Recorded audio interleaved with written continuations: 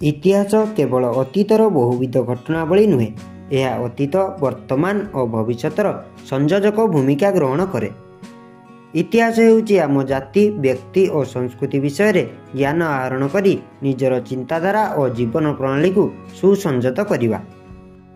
तो सांग माने आज आमे आमर राज्य ओडिशार इतिहास विषय रे आलोचना करिवा। स्वतंत्र ओडिशा प्रदेश गठन, परंपरा तथा संस्कृति रे परिपूर्ण ओडिशा गंगा ठारू गोदावरी पर्यंत विस्तार लाभ करितिला। 1568 मसीह ओडिशा तार स्वाधीनता हराइतिला। प्रथमे अफगान और परे परे मोगल और मरहट्टा शासक राजत्व कले। 1803 मसीह ओडिशा इंग्रेज मानक द्वारा अधिकृत हैला। 19 शताब्दी रे ओडिशा छिन्न छिन्न अवस्था थिला। 19 शताब्दीर द्वितीयार्धरे एही खंड विखंडित ओडिशार एकत्रीकरण पई देखा देइतिला निष्ठापर उद्यम, जहाँ परवर्ती काल रे स्वतंत्र ओडिशा प्रदेश गठन पई सहायक हैला। 1935 मसीह इंग्रेज मानक द्वारा भारत शासन आईन प्रणीत हैला। एही आईन धारा 279 अनुसार ओडिशा को नूतन प्रदेश भाव में स्वीकृति दियागला।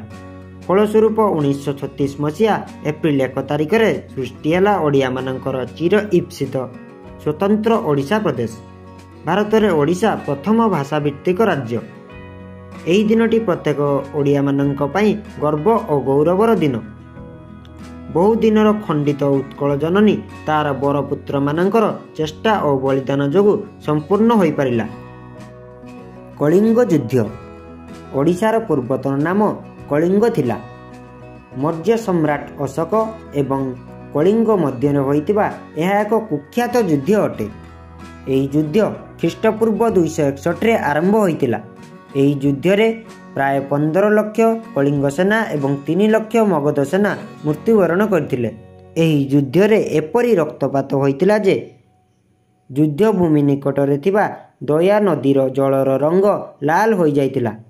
एही युद्ध अशोकंक उपरे खूब प्रभाव पकाइतिला एवं से निजको चंडाशकरु धर्माशकरे परिणत करथिले। नौंक दुर्भिक्ष, 1866 मसीहा ओडिया इतिहासर सबुठु भयंकर और दुर्भाग्यजनक अध्याय। चारिआडे भकिला मनीषर चित्कार, मनीष नुहे तो भकिला कंकाला मानकर चित्कार। दुर्भिक्षर प्रथम वर्ष ही केवल ओडिशा रे 10 लाख लोक मृत्युवरण करथिले। 2 वर्षर एही दुर्भिक्षरे मोट 40 रु 50 लाख लोक मृत्युवरण करथिले। सांग माने जदि वीडियोटी भल लागिताए तेबे लाइक कमेंट एवं शेयर करंतु। जदि प्रथम थर पई आम चैनल ले वीडियो देखुचंती तेबे सब्सक्राइब करंतु। पुणी थरे देखा हेबो आउ एक नया वीडियो रे। धन्यवाद।